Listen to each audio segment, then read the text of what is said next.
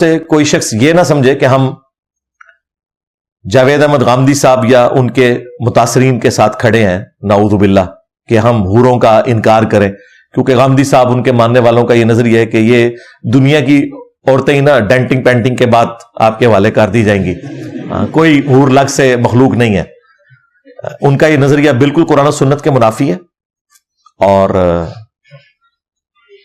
1400 سال میں امت میں کبھی یہ والا عقیدہ نہیں رہا۔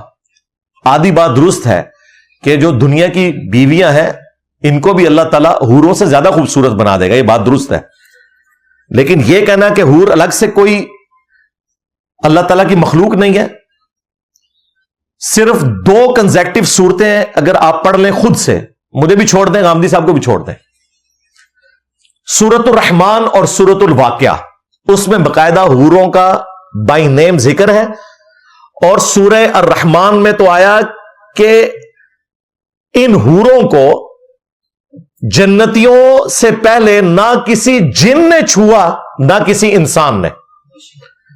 اس کے بعد اگر کوئی یہ رزلٹ نکالتا ہے کہ یہ دنیا کی عورتیں تھیں تو اپنے دماغ کا علاج کروائے، کیونکہ دنیا کی عورتوں کو تو چھوا ہے انسانوں نے بھی اور جنوں نے بھی۔ اللہ تعالیٰ حوروں کی یہ تعریف بیان کر رہا ہے کہ کسی انسان نے ان کو نہیں چھوا، ہاتھ تک نہیں لگایا، تو وہ الگ سے ایک مخلوق ہے۔ اور پھر صحیح بخاری میں تو کئی احادیث ہیں، اس میں واقعی بخاری میں حدیث موجود ہے کہ اہل جنت کا قد جو ہے وہ 60 ہاتھ ہو جائے گا۔ وہ طارق جمیل صاحب نے اس کی کیلکولیشن غلط کی ہے، چونکہ وہ 120-30 فٹ کہہ بیٹھے تھے تو ان سے غلطی ہوگی۔ ایک ہاتھ جو ہے وہ 1.5 فٹ کو کہا جاتا ہے، یہ فقہ کے بنیادی طالب علم کو بھی پتا ہے۔ وہ کہہ رہے تھے 25 انچ، 25 انچ نہیں ہوتا طارق جمیل صاحب حافظہ اللہ، وہ 18 انچ ہوتا ہے۔ آپ خود ناپ کے دیکھ لیں ہاتھ، طارق جمیل صاحب کا اپنا بھی 25 انچ نہیں ہوگا، جتنا بھی مرضی لمبا ہو جائے یہ 1.5 فٹ بنتا ہے۔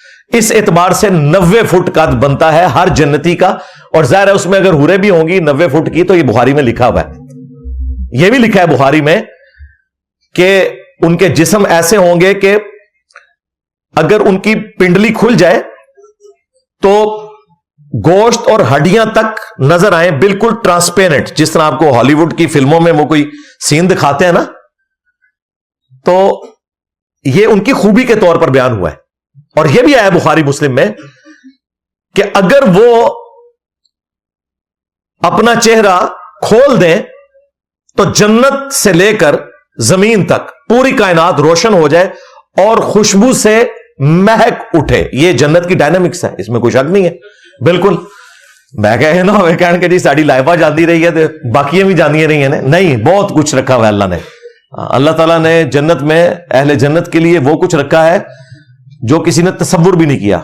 سورہ السجدہ میں آیا کہ کوئی جان نہیں جانتی کہ اس کی آنکھوں کی ٹھنڈک کیا کیا نعمتیں اللہ تعالیٰ نے جنت میں اس کے لیے رکھی ہیں۔